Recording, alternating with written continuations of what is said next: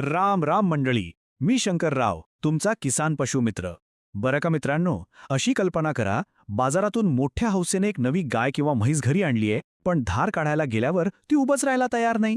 बादली लावली की थेट लाथ. दुधाचा फेस व्हायचा ऐवजी सगळीकडे फक्त शेणाचा सडा होतोय. होतंय का असं? अहो, पण अशा वेळी त्या मुक्या जनावराला मारून काहीच साध्य होणार नाही. थांबा, आज मी तुम्हाला एक असा अनुभवसिद्ध जुगाड सांगणार आहे ना, की ज्यानं तुमचं कितीही लाथ मारणारं जनावर असलं तरी ते अगदी शांत, गुमान उभं राहील. आणि हो, हे मी कुठं वाचून नाही सांगत, हा माझा स्वतःचा अनुभव आहे. मंडळी, तुम्हाला तर माहीतच आहे की मी स्वतः एक सर्टिफाईड AI म्हणजेच कृत्रिम रेतन तंत्रज्ञ आहे. माझं कामच आहे की दररोज शेकडो गोठ्यांवर कृत्रिम रेतनासाठी जाणं.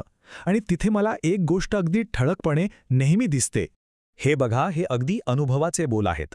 जे जनावर धार काढताना मालकाला त्रास देतं, सतत अस्वस्थ असतं, तेच जनावर तुम्ही बघा, रेतन करतानाही अजिबात स्थिर उभं राहत नाही. त्याची ती एक सवयच होऊन जाते, सतत धडपड करण्याची. आणि यातला सगळ्यात महत्त्वाचा मुद्दा काय माहितीये, जर जनावर असं सारखं हालचाल करत असेल तर त्याचा थेट परिणाम त्याच्या गर्भधारणेवर होतो. म्हणूनच जनावराला शांत ठेवणं हे फक्त आपलं दूध काढणं सोपं व्हावं म्हणून नाही, तर त्याच्या पुढच्या वेतासाठी आणि चांगल्या वंशावळीसाठी सुद्धा तितकंच किंबहुना जास्तच महत्त्वाचं आहे. तर मग आता यावर जालीम उपाय काय करायचा? चला, आता नीट लक्ष देऊन ऐका. मी तुम्हाला 4 अगदी सोप्या पण अत्यंत प्रभावी पद्धती सांगणार आहे, ज्या तुम्ही घरच्या घरी करू शकता. तर आपण एकूण 4 पायऱ्या बघणार आहोत. पहिली आहे स्पर्शाची आणि मायेची. दुसरी आहे कासेची तपासणी करण्याची.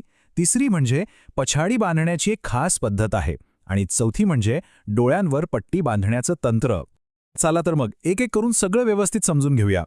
ही आहे आपली पहिली आणि सगळ्यात महत्त्वाची पायरी. मी जेव्हा AI करायला जातो ना, तेव्हा सगळ्यात आधी जनावराच्या पाठीवरून मायेने हात फिरवतो. तुम्ही पण धार काढण्यापूर्वी तेच करा. त्याच्या पोटाखालून पाठीवरून प्रेमाने हात फिरवा. तुमचा स्पर्श त्याला ओळखीचा झाला ना, की ते आपोआप शांत होतं, त्याला सुरक्षित वाटतं आणि ते लाथ मारणं बंद करतं. आता दुसरी गोष्ट बघा, कधीकधी काय होतं की सडाला आतून गाठ असते किंवा भेगा पडलेल्या असतात. त्यामुळे जनावराला प्रचंड वेदना होतात आणि मग ते साहजिकच लाथ मारतं. मी एक AI टेक्निशियन म्हणून सांगतो की धार काढण्याआधी सड नेहमी नीट तपासा. जर काही जखम दिसली तर त्यावर योग्य ते मलम लावा. एकदा का वेदना थांबली की जनावर त्रास देणार नाही. ही पछाडी बांधण्याची योग्य आणि शास्त्रीय पद्धत आहे. यात दोरीने पाय खूप आवळायचे नाहीत, तिला त्रास द्यायचा नाही. फक्त जनावराच्या मागच्या दोन्ही पायांना 8च्या आकारात, म्हणजे इंग्रजी आकडा 8 असतो ना, तसं सैलसर बांधायचं. यानं काय होतं की जनावराचा थोडासा बॅलन्स जातो आणि मग ते लाथ मारायला पायच उचलू शकत नाही. आणि समजा एवढं करूनही जनावर खूपच मस्ती करत असेल तर हा आपला शेवटचा आणि हमखास यशस्वी होणारा उपाय. त्याच्या डोळ्यांवर एखादा काळा गडद रंगाचा कपडा घ्या आणि तो सैलसर बांधा. त्याला समोरचं काही दिसलं नाही की ते घाबरून आपोआप जागेवर स्थिर उभं राहतं. हा एक खूपच परिणामकारक उपाय आहे. तर मंडळी, हे सोपे उपाय वापरून बघा. यामुळे तुमचं जनावर शांत होईल, दूध काढणं एकदम सोपं होईल आणि सगळ्यात महत्त्वाचं म्हणजे त्याच्या गर्भधारणेतही कोणतीही अडचण येणार नाही. म्हणजे बघा, एकाच उपायाने आपला दुहेरी फायदा होतोय. जर तुम्हाला ही माहिती खरंच कामाची वाटली असेल तर आपल्या किसान पशुमित्र चॅनलला नक्की सबस्क्राईब करा. आणि हो, आपल्या जवळच्या पशुपालक मित्रांना हा व्हिडिओ पाठवायला अजिबात विसरू नका.